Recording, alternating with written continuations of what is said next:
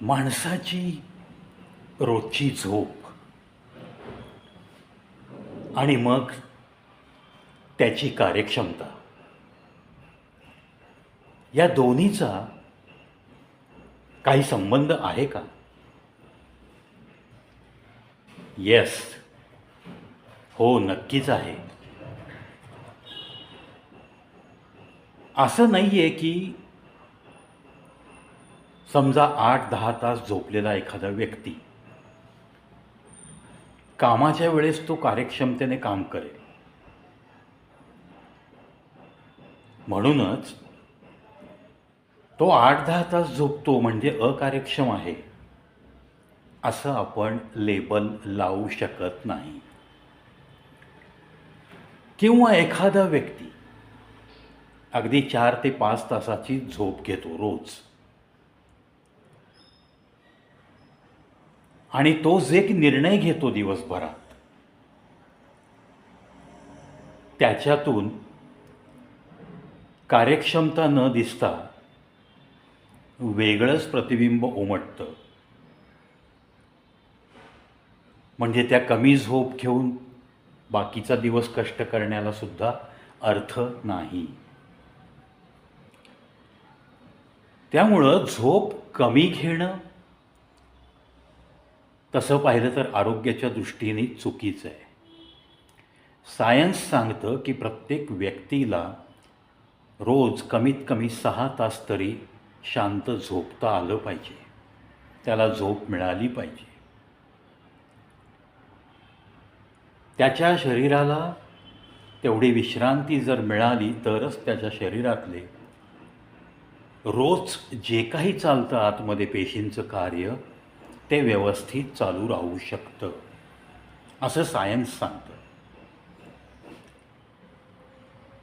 आता मध्यंतरी आपले इन्फोसिसचे सर्वेसर्वा सन्माननीय नारायण मूर्तीजी यांनी कुठेतरी एक वक्तव्य केलं की तरुणांनी आठवड्यामध्ये 70 तास काम केलं पाहिजे. आता हे सॉफ्टवेअर इंडस्ट्रीचे सर्वेसर्वा, इन्फोसिससारख्या मोठ्या कंपनीचे मालक, डायरेक्टर, जे काय असेल ती त्यांचं पद, पण ती कंपनी त्यांची आहे हे निश्चित, आणि त्याच अधिकारवाणीने सॉफ्टवेअरमध्येच 40 वर्ष काम केलेला एक प्रस्थापित कंपनीचा मालक, फाउंडर अशा पद्धतीचं वक्तव्य करतो तेव्हा नक्कीच सगळ्या जगाचं लक्ष त्या वक्तव्याकडं जाणं सहज स्वाभाविक.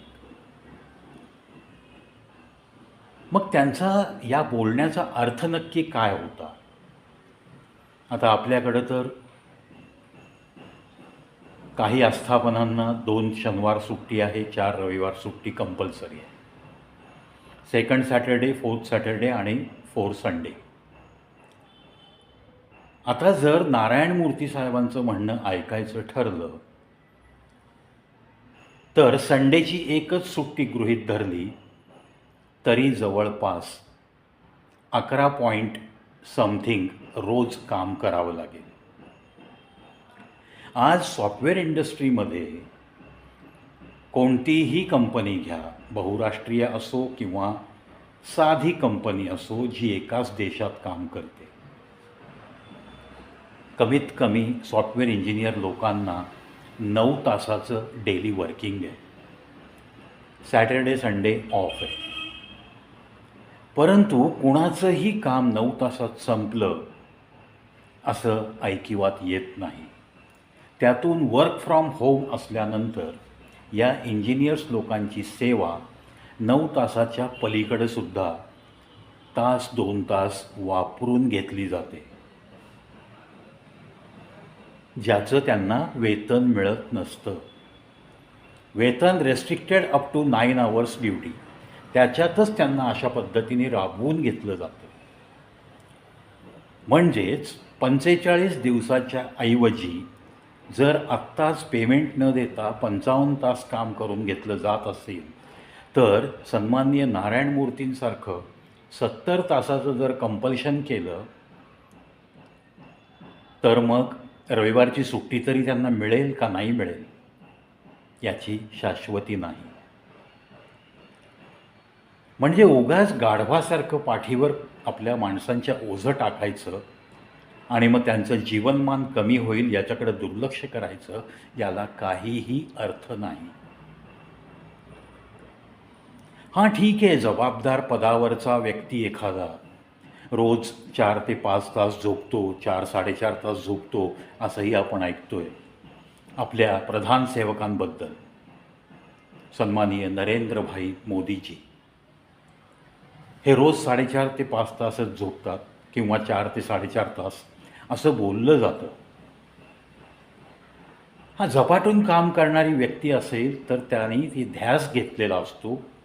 देशासाठी सर्वस्व अर्पण करण्याची तयारी असलेल्या या व्यक्ती असतात ज्या प्रमुख पदावर बसलेल्या.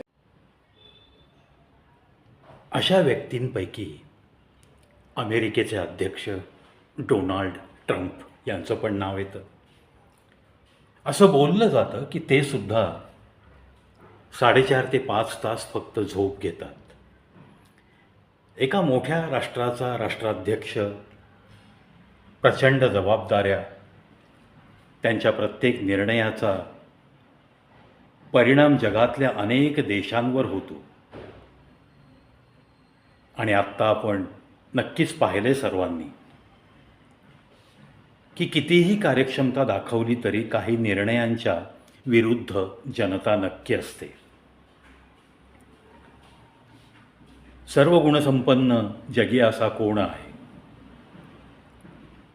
असं जे बोललं जातं त्याची प्रचिती या मोठमोठ्या लोकांच्या निर्णयानंतर जो काही एक कधीकधी असंतोष दिसतो समाजामध्ये, त्याच्यातनं याची प्रचिती नक्की येते. म्हणजेच काय झालं की भारताचे प्रधानसेवक जर 4 ते 4.5 तास झोप घेत असतील आणि जर दिवसातले 16-17 तास कार्यक्षमतेने काम करत असतील आणि मग त्यांच्या हातून निर्णय सगळे चांगलेच होतील तरच तो कार्यक्षम असं मला नाही वाटत. निर्णयांची जी काही परिणामकारकता असते ती प्रत्येक व्यक्तीच्या वैचारिक पातळीवर अवलंबून असते. त्या निर्णयाच्या बाबतीत विरोधी पक्ष कोणत्या दृष्टिकोनातनं विचार करेल, त्या निर्णयाचा प्रोपगंडा समाजामध्ये कशा पद्धतीने होत राहणार आहे आणि मग त्या निर्णयाचा दूरगामी परिणाम नक्की काय आहे असा विचार करणारा एक वैचारिक लोकांचा गट, या सगळ्या गोष्टींचा मिळून एक सामाजिक परिणाम होत असतो. परंतु एक गोष्ट नक्की की माणसाला जर सन्माननीय नारायण मूर्तींच्या मते आठवड्यात 7 दिवसात 70 तास काम करण्याचं जर तुम्ही कंपल्शन केलं तर मला नाही वाटत की त्याच्यातून खूप काही निष्पन्न होईल. कारण शेवटी सततचा ताण हा माणसाचं आयुष्य नक्की कमी करतो. नोकरी, उद्योजकता या सगळ्या गोष्टी महत्त्वाच्या आहेत, नाही असं नाही. कार्यक्षमतेने काम करणाऱ्या लोकांची या देशाला गरज नक्की आहे, नाही असं नाही. परंतु या सगळ्या गोष्टींचा विचार करताना human life should be on priority basis. मानवी आयुष्याचा विचार हा प्रकर्षाने केला गेला पाहिजे. उगाचच आपल्या भारतातल्या कार्यक्षम लोकांना 70 तास काम करायला लागावं असं वातावरण या देशात तरी निर्माण होऊच नये अशा मताचा मी आहे. त्यामुळं सन्माननीय नारायण मूर्ती साहेबांचा मनपूर्वक आदर करून जे काही आपण वक्तव्य केलं त्याच्यामागचा आपला विचार कदाचित महान असू शकेल, पण मानवी आयुष्यापुढे ते महानपण उपयोगाचं नाही असं परखड मत नोंदवतो मी आणि या व्हिडिओत इथंच थांबतो. मित्रांनो, आपल्या आपल्या शरीराचं आरोग्य आणि आपलं आयुष्य केवळ आपल्या हातात आहे. आपल्या संसारासाठी आपण काही धडपड करणं हे काही गैर नाही आहे. आपल्या प्रगती होण्यासाठी आपण धावत राहणं हे पण काही गैर नाही आहे. परंतु या बाबी करत असतानाच स्वतःचं आयुष्य जर कमी होत असेल, ताणतणाव जर वाढत असतील, तर तुमची ही धडपड, हे धावणं एक दिवस निष्फळ ठरू शकतं. याची जाणीव फक्त ठेवावी हीच तुम्हाला सर्वांना नम्र विनंती.